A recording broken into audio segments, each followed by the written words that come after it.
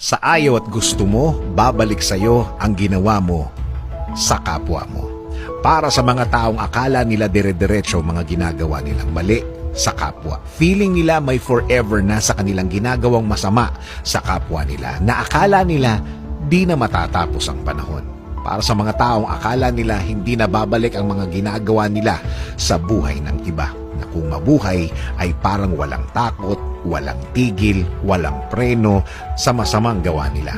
Ganun din ang masama. Ganun din ang hindi mabuti. Ganun ang mga masasamang mga salita at mga pangyayaring inimbento mo para lang makasira ng kapwa. Lahat ito alam ng Diyos. Lahat ito nakikita at alam ng Diyos. Kaya sa lahat ng mga biktima ng mga taong ganito, hindi kayo ang gaganti.